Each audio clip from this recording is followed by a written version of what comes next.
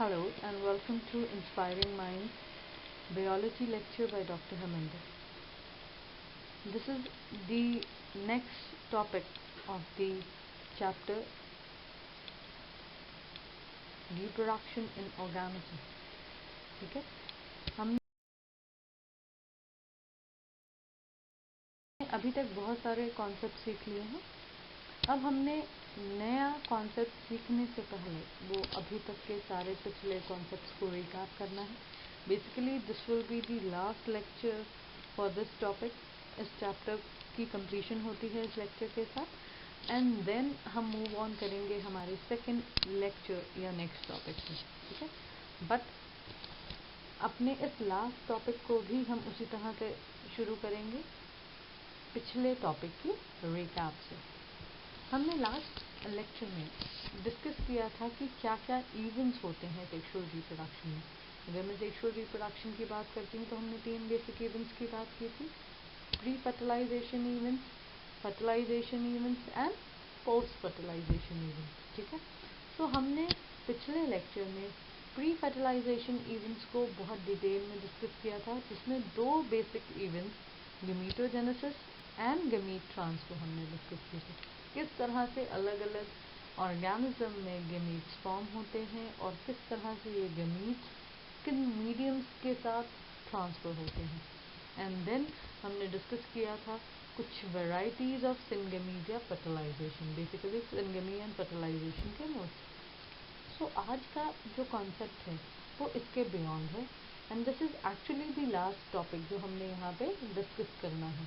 ठीक है, उसके बाद ये चैप्टर पूरा ख़त्म हो जाएगा. जितने भी स्लाइड्स अभी हमने बनाए हैं, जितने भी लेक्चर हुए हैं, आप इन लेक्चर्स को मल्टीपल टाइम्स रिकैप कर सकते हैं अपने फ्री टाइम में. एंड बार बार जब आप इनको रिकॉल करोगे, जितने भी कॉन्सेप्ट्स हमने डिस्कस किए हैं ये आपको प्रॉपरली मेमोराइज हो जाएंगे and you will be well prepared for all your coming exams. Right, so let's begin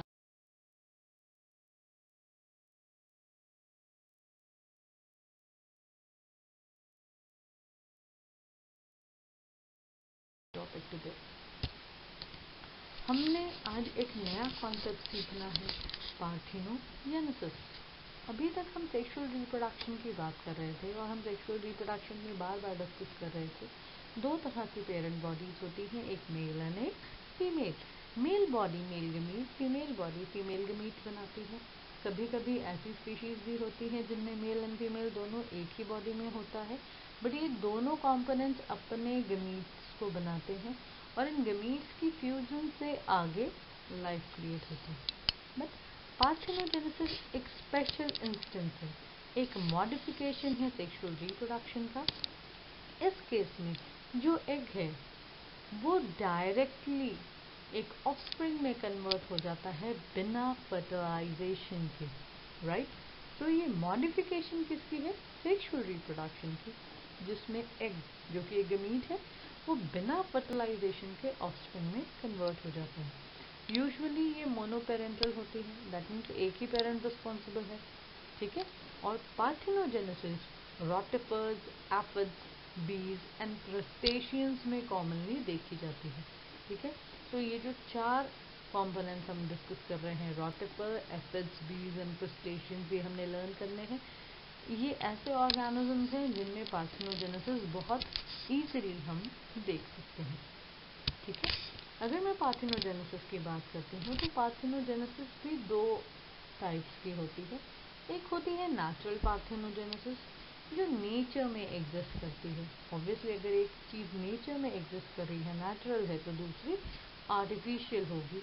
यहाँ आर्टिफिशियल में मैन किसी तरीके से पार्थिनोजेनेसिस को इंड्यूस करेंगे. Right, so parthenogenesis is a modification of sexual reproduction where the eggs develop into an offspring without fertilization, commonly found in rotifers, aphids, bees and crustaceans, and basic 2 types, natural and artificial. ठीक है, अब हमने इन topics में इन्हीं types को थोड़ा elaborate करना है. पहले हम बात करेंगे नेचुरल पार्थिनोजेनेसिस की. ये नेचुरल पार्थिनोजेनेसिस अपने नाम के हिसाब से क्या कहने की कोशिश कर रही है? ये खुद एनिमल की लाइफ हिस्ट्री का ही पार्ट है कि उसका गमीट अपने आप बिना फर्टिलाइजेशन के ऑफस्प्रिंग में कन्वर्ट हो जाता है। अब इस नेचुरल पार्थेनोजेनेसिस को हमने सब डिवाइड करना है 3 कैटेगरीज में: complete parthenogenesis, incomplete natural parthenogenesis and paedogenetic natural parthenogenesis. तो अगर मैं कंप्लीट पार्थेनोजेनेसिस की बात करूँ तो इसको हम ऑब्लिगेटरी पार्थेनोजेनेसिस भी कहते हैं। बेसिकली कुछ रोटिवर्स होते हैं या कुछ वर्टिब्रेट्स हैं जिनमें कोई मेल्स ही नहीं होता, एग ही अपने आप ऑफस्प्रिंग में कन्वर्ट हो जाता है। अब क्योंकि एग ही ऑटोमेटिकली ऑफस्प्रिंग में कन्वर्ट हो रहा है तो इनके मेल काउंटर पार्ट्स नहीं होते, यानी कि बाई पेरेंटल कंडीशंस ही नहीं होती। ठीक है, जो फीमेल्स हैं वही पार्थेनोजेनेसिस से एक्सक्लूसिवली बार बार उनका बर्थ होता है। ठीक है, इसमें जो सबसे कॉमन एग्जाम्पल हम लर्न करते हैं दैट इज लासोरेटा सेक्सिकोला अमेरिकाना। This is the important example जो हमने लर्न करना है हमारे ऑब्जेक्टिव क्वेश्चन के लिए। ठीक है, ये ऐसी स्पीशीज है जो एक्सक्लूसिवली कंप्लीट ऑब्लिगेटरी पार्थेनोजेनेसिस करती है। ठीक है, तो कंप्लीट ऑब्लिगेटरी पार्थेनोजेनेसिस में क्या होगा, कोई भी मेल काउंटर पार्ट नहीं होगा, एग बिना फर्टिलाइजेशन के ऑफस्प्रिंग में कन्वर्ट होगा। क्योंकि मेल काउंटर पार्ट नहीं है दैट मीन्स हमें इस वैरायटी के सिर्फ फीमेल्स ही मिलेंगे। ठीक है,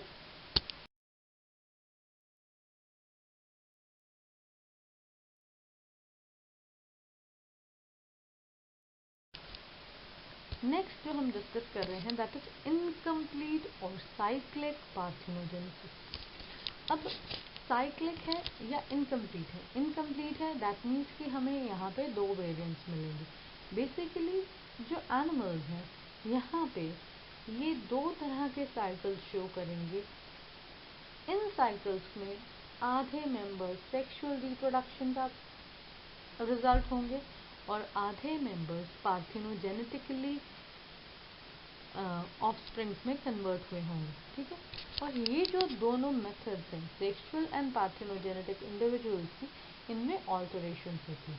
ठीक है, अब अगर मैं एनिमल्स की बात करूं तो फीमेल्स अनफर्टिलाइज्ड एग्स बना सकती हैं या फर्टिलाइज्ड एग से डेवलप हो सकती है। एनवायरमेंटल कंडीशंस के हिसाब से भी इनमें चेंजेस आ सकते हैं। अगर मैं हनी बी का एग्जाम्पल डिस्कस करती हूँ तो जो अनफर्टिलाइज्ड एग है दैट मीन्स जिस एग में फर्टिलाइजेशन नहीं होती वो ड्रोन या मेल बी में कन्वर्ट हो जाता है। क्योंकि फर्टिलाइजेशन नहीं हुई है तो इसमें हैप्लॉइड या n नंबर ऑफ क्रोमोसोम्स ही होंगे। So drones are developed parthenogenetically from unfertilised eggs containing haploid number of chromosomes. लेकिन इसके कंपैरिजन में जो फर्टिलाइज्ड एग्स हैं उनमें कितना होगा क्रोमोसोमल नंबर 2n डिप्लॉयड, और इनसे डेवलप होंगी females. Females can be both queen bee and worker bee. ठीक है, सो इनकम्प्लीट या साइक्लिक पार्थेनोजेनेसिस का द कॉमनेस्ट एग्जाम्पल जो हम बार बार डिस्कस करेंगे वो है हनी बीज। अनफर्टिलाइज्ड एग से बनेंगे मेल बीज या ड्रोन्स, अनफर्टिलाइज्ड एग से आएंगी क्वीन बी या वर्कर बीज। ठीक है, जो थर्ड वेरिएंट है दैट इज कॉल्ड पीरियोजेनेटिक पार्थेनोजेनेसिस। अब कुछ ऐसे इंसेक्ट्स हैं जिनके लार्वास ही एग ले करते हैं और ये पार्थेनोजेनेटिकली नई जनरेशन ऑफ लार्वा में कन्वर्ट हो जाते हैं। So this parthenogenesis in larva is known as paedogenesis. अब हम फर्स्ट क्लास पे चले जाते हैं। हमने क्या डिस्कस किया था, लाइफ स्पैन में कब हम सेक्सुअली एक्टिव होते हैं, जुवेनाइल फेज पार करने के बाद। बट यहाँ पे देखो दिस इज एन एक्सेप्शन जहाँ larva has the capacity to lay eggs and this special condition is known as paedogenesis. ठीक है, paedogenetic parthenogenesis. So it is a property where the larva can lay eggs and these eggs can parthenogenetically convert to a new generation of larva. ये 3 variants थे natural parthenogenesis की। अब artificial parthenogenesis में क्या होगा, हम कुछ आर्टिफिशियल स्टिमुलाई अप्लाई करेंगे। वो स्टिमुलाई फिजिकल हो सकता है या केमिकल हो सकता है। इन आर्टिफिशियल स्टिमुलाई की वजह से हम एनिमल्स को पार्थेनोजेनेटिकली डेवलप करवा सकते हैं। ठीक है, सो कुछ एनिमल्स हैं जिनके एग्स को हम इंड्यूस कर सकते हैं पार्थेनोजेनेटिकली आर्टिफिशियल स्टिमुलाई देके आगे डेवलपमेंट के लिए। ठीक है, ये आर्टिफिशियल स्टिमुलाई फिजिकल हो सकती है, जैसे एक निडल से प्रिक कर सकते हैं हम, इलेक्ट्रिक शॉक लगा सकते हैं, टेम्परेचर या पीएच को वेरी कर सकते हैं। एंड केमिकल कंडीशन, जैसे कुछ यूरिया डाल दिया, कुछ फैटी एसिड्स डाल दिए, या वाटर ज़्यादा दे दिया, या क्लोरोफॉर्म दे दिया। तो इस कंडीशन में क्योंकि हम आर्टिफिशियली बाहर से चीज़ें सप्लाई करके पार्थेनोजेनेसिस को इंड्यूस कर रहे हैं, इसे हम आर्टिफिशियल पार्थेनोजेनेसिस कहेंगे।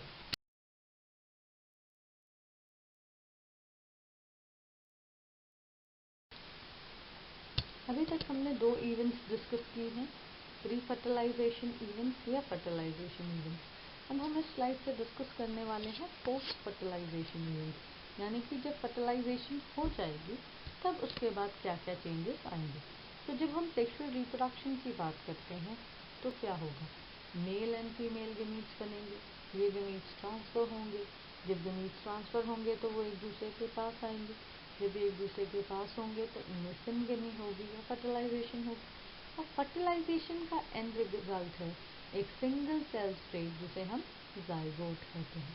ठीक है, अब पोस्ट फर्टिलाइजेशन इवेंट में जाइगोट फॉर्मेशन एंड आगे इस जाइगोट के डेवलपमेंटल चेंजेस जिसको हम एम्ब्रियोजेनेसिस कहते हैं वो हमने डिस्कस करना है। ठीक है, तो zygote formation and embryogenesis post fertilisation event का पार्ट। अगर मैं जाइगोट फॉर्मेशन की बात करती हूँ तो फर्टिलाइजेशन जब होगी तो कैसा जाइगोट बनेगा, डिप्लॉयड जाइगोट। क्यों, क्योंकि N chromosome of male will add on to N chromosomes of female, जिसकी वजह से एक 2N स्टेज डेवलप होगा। ये 2N स्टेज ही हमारा जाइगोट है, क्योंकि कंटेंट डबल हो रहा है तो हम इसे डिप्लॉयड सेल कहेंगे। बट क्योंकि ये सिंगल सेल है so this is a most important objective question, name a diploid single cell that is zygote। ठीक है, अब ये जाइगोट की डेवलपमेंट डिपेंड करेगी ऑर्गेनिज्म के खुद के लाइफ साइकिल एंड जिस तरह के एनवायरनमेंट में वो एक्सपोज होता है उसके हिसाब से। ठीक है, तो अलग अलग ऑर्गेनिज्म में इस जाइगोट की डेवलपमेंट वेरी करती है एंड मोस्ट इम्पॉर्टेंटली ये वेरी करती है कुछ एनवायरमेंटल फैक्टर्स के साथ। हम डिस्कस करते हैं आगे। जो फंजाइज हैं या एल्गेज हैं, इन केस में जब जाइगोट बनता है, दैट मीन्स जब गमीट्स फ्यूज होते हैं, सिनगमी होती है, तो ये सिंगल सेल स्टेज क्रिएट हो जाती है। ये सिंगल सेल स्टेज उसी समय आगे ग्रो नहीं करेगी, ये एक रेस्टिंग पीरियड के लिए चली जाती है बिफोर जर्मिनेशन, और इस रेस्टिंग पीरियड में इसके अराउंड एक थिक वॉल डेवलप हो जाती है। वॉल हमें क्या काम करने में हेल्प करती है, yes it is just for protection. ये डेसिकेशन प्रिवेंट करती है, ये डैमेज प्रिवेंट करती है। सो एल्गे एंड फंजाइज में जो जाइगोट है वो एक रेस्टिंग पीरियड में जाएगा, उसमें जर्मिनेशन नहीं होगी। जस्ट आफ्टर सिनगमी एक थिक वॉल बनेगी और ये वॉल उसे डेसिकेशन या डैमेज से बचाने का काम करेगी। लेकिन कुछ ऑर्गेनिजम्स जिनमें लाइफ साइकिल हैप्लॉन्टिक होता है, haplontic means half, n number of chromosomes वाला, उस केस में अगर 2 सोर्सेज से गमीट्स आते हैं तो जाइगोट डिप्लॉयड हो जाएगा। अब इस डिप्लॉयड जाइगोट से बॉडी नहीं बनेगी, बल्कि इस जाइगोट में डिविजन होगी। अब n प्लस n से 2n बना, बट हमारी बॉडी कैसी है हैप्लॉन्टिक लाइफ साइकिल में, n। तो इस केस में उस डिप्लॉयड जाइगोट में जो डिवीजन होगी उस सेल डिवीजन को हम क्या कहेंगे? मियोसिस। हमने पहले ये डिस्कस किया है। Meiosis is the reductional division, that means ये क्रोमोसोमल नंबर को हाफ करेगी। And mitosis is equational division, ये क्रोमोसोमल नंबर को सेम रहने देती है। सो अगर सेक्सुअल रिप्रोडक्शन होती है, हैप्लॉन्टिक लाइफ साइकिल्स की हम बात करते हैं, तो जाइगोट को मियोसिस करनी पड़ेगी। जब मियोसिस होगी तो स्पोर्स बनेंगे। ये स्पोर्स हैप्लॉइड होंगे और इनसे हैप्लॉइड इंडिविजुअल्स या गमीटोसाइट्स बनेंगे। ठीक है, लेकिन अगर ऑर्गेनिज्म डिप्लॉन्टिक लाइफ साइकिल वाले होंगे तो जाइगोट में डिवीजन मियोसिस से नहीं होगी, डिवीजन किससे होगी? माइटोसिस से। क्यों? क्योंकि इस केस में जब दो अलग अलग सोर्सेज से एन आए हैं और ये एन मिक्स होके जब 2n बने हैं, तो हमने इस 2n को ही प्रिजर्व करना है। अगर हम मियोसिस करेंगे तो ये हाफ हो जाएंगे। तो इस केस में क्रोमोसोमल नंबर को सेम रखने के लिए हम जाइगोट में मियोसिस की बजाय जो मोड देखते हैं वो होता है माइटोसिस। इससे जो आगे की डेवलपमेंट होगी एम्ब्रियो की वो भी डिप्लॉयड फेज में होगी और जो बॉडी बनेगी वो भी डिप्लॉयड होगी या स्पोरोफिटिक बॉडी होगी। ठीक है, बट इन दो साइकिल्स के अलावा एक तीसरा वेरिएंट भी होता है जिसको हम हैप्लोडिप्लॉन्टिक लाइफ साइकिल कहते हैं। ठीक है, so haplontic is half number of chromosome, haploid individual, diplontic is 2n number of chromosome या diploid individual, and haplodiplontic मतलब दो generations मिलेंगी, एक gametophytic generation और एक sporophytic generation। तो जब भी मैं haplodiplontic life cycle की बात करूँगी, जो zygote है वो माइटोटिकली डिवाइड करेगा तो डिप्लॉयड स्पोरोफाइट बनेगा और इस डिप्लॉयड स्पोरोफाइट से जब स्पोर्स बनेंगे तो उन स्पोर्स को क्योंकि हाफ कंडीशन में बनना है, हैप्लॉइड बनना है, तो प्रोसेस क्या होगी? मियोसिस। और जब मियोसिस से ये हैप्लॉइड स्पोर बनेंगे, इन्होंने आगे गमीटोफिटिक बॉडी बनानी है। उस केस में आगे डेवलपमेंट कैसी होनी चाहिए? माइटोटिक। यानी कि अगर हैप्लॉइड बॉडी बननी है तो माइटोसिस होगी, डिप्लॉयड बॉडी बननी है तो भी माइटोसिस होगी, लेकिन डिप्लॉयड बॉडी से जब स्पोर्स बनेंगे वहाँ पे रिडक्शन करने के लिए मियोसिस होनी चाहिए। ठीक है, सो ये जो तीन साइकिल्स हैं ये हमने +1 में प्लांट किंगडम में इन तीनों साइकिल्स को बहुत डिटेल में समझा है। This is the recap of the concept. इनसे रिलेटेड फिगर्स भी हमने लर्न करने हैं and these are again important question. Haplontic life cycle, diplontic life cycle and haplodiplontic life cycle.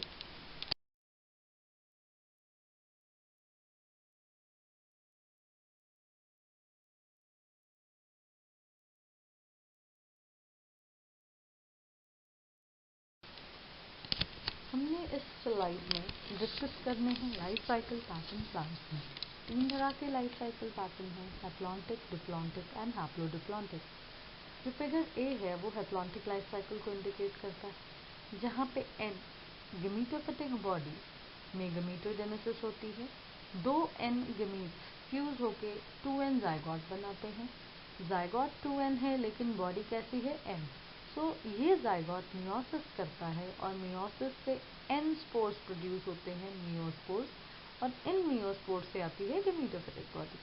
क्योंकि लाइफ साइकिल ज़्यादातर n में मूव कर रहा है, इसे हम हैप्लॉन्टिक लाइफ साइकिल कहेंगे। सेकेंड या पी फिगर इंडिकेट करता है डिप्लॉन्टिक लाइफ साइकिल को।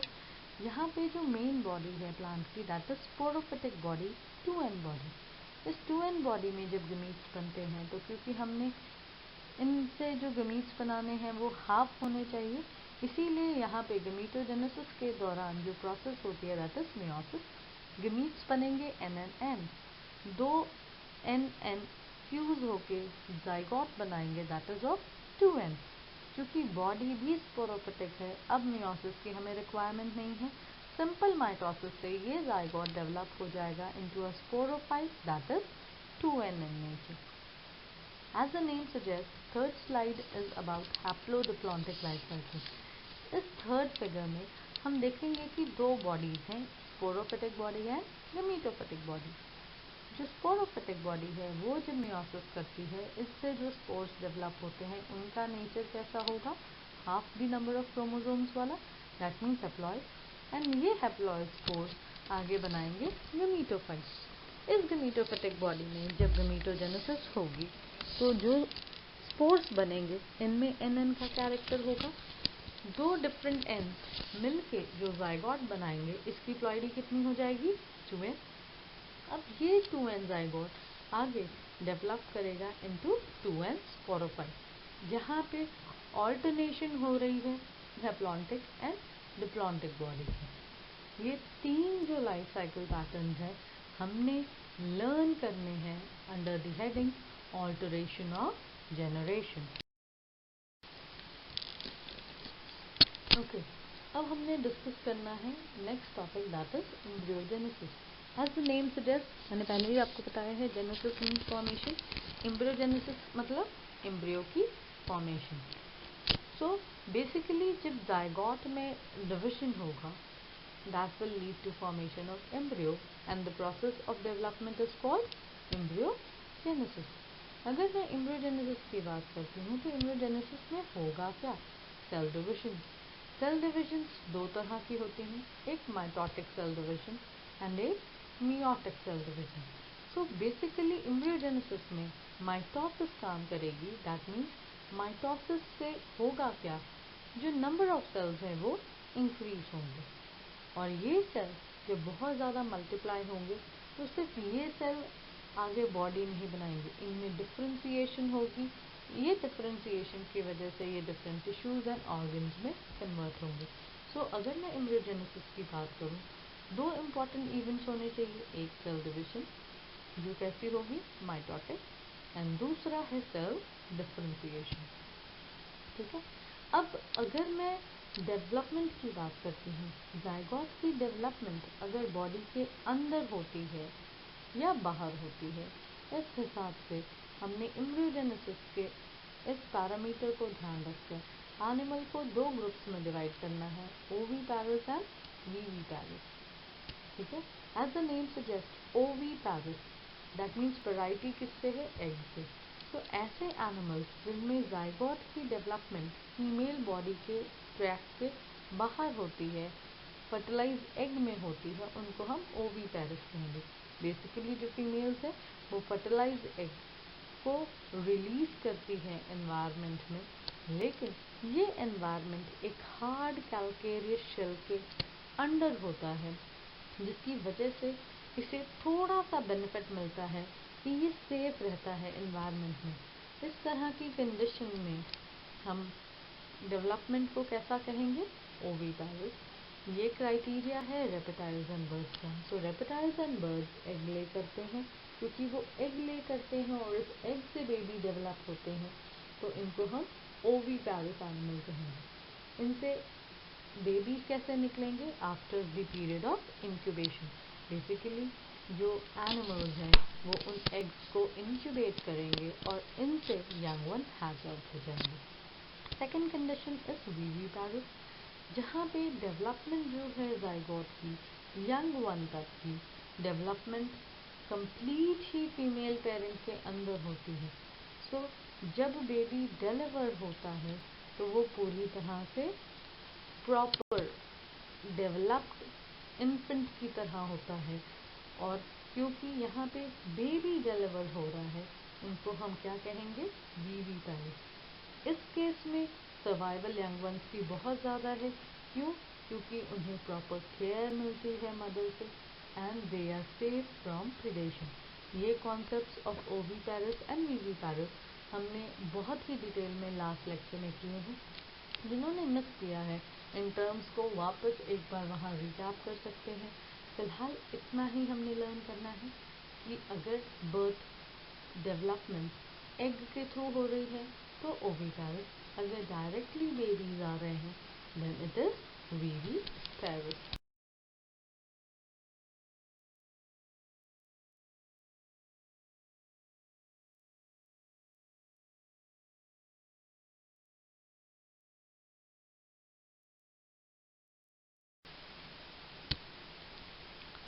हमने डिस्कस करनी है कि फ्लावरिंग प्लांट में जाइगोट बनने के बाद क्या होता है। बेसिकली अगर मैं फ्लावरिंग प्लांट्स की बात करती हूँ तो जाइगोट बनता है ओव्यूल के अंदर, और जब फर्टिलाइजेशन हो जाती है तो जो फ्लावर के पार्ट्स हैं एक्सेप्ट पिस्टल सारे विदर ऑफ हो जाते हैं या गिर जाते हैं, झड़ जाते हैं। ठीक है, तो फर्टिलाइजेशन होगी तो पिस्टल इंटैक्ट रहेगा, बाकी के फ्लोरल वर्ल्स जैसे सेपल्स, पेटल्स ये सारे विदर ऑफ हो जाएंगे। लेकिन कुछ प्लांट्स ऐसे हैं जैसे कि tomato and brinjal, in case में सेपल्स जो हैं वो परसिस्टेंट होते हैं और ये डेवलपिंग फ्रूट के साथ लगे रहते हैं। बेसिकली जो ओव्यूल है उसके अंदर जाइगोट बार बार मल्टीप्लाई करता है और एम्ब्रियो में कन्वर्ट हो जाता है। जो ओव्यूल की वॉल है वो हार्ड होके सीड्स में डेवलप कर जाती है एंड ओवरी कन्वर्ट हो जाती है फ्रूट में। ठीक है, so as a result ovary fruit बन जाएगी एक थिक वॉल्ड पेरिकार्प की वजह से, प्रोटेक्टिव फंक्शन का काम करेगी, और जो सीड है वो डेवलप होगी ओव्यूल से। जब सीड्स मैच्योर हो जाएंगे वो डिस्पर्स होंगे, और जब ये डिस्पर्स होंगे इन्हें फेवरेबल कंडीशंस मिलेंगी तो ये जर्मिनेट होकर नए प्लांट्स बना सकते हैं। तो अगर मैं फ्लावर्स में पोस्ट फर्टिलाइजेशन चेंजेस की बात करूं तो एक फ्लावरिंग प्लांट में जैसे ही फर्टिलाइजेशन होगी पिस्टिल के अलावा जितने भी फ्लोरल वर्ल्स हैं वो विदर ऑफ हो जाएंगे। Exception is tomato and brinjal जहाँ पे सेपल्स परसिस्टेंट रहते हैं।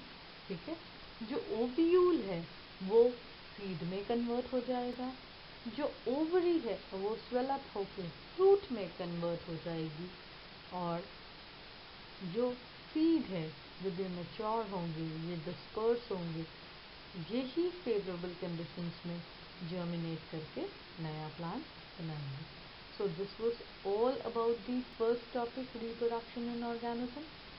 ठीक है, अब हमने बहुत जल्द आना है हमारे नेक्स्ट टॉपिक के साथ जो हमारा सेकंड चैप्टर है sexual reproduction in flowering plant. Till then आप इस चैप्टर को फिर से रिकैप करें, इनके कॉन्सेप्ट्स को ध्यान से पढ़ें। इन केस आपको कोई क्वेरीज हैं do right to us in the comment section so that we can answer your queries. Thank you and study hard.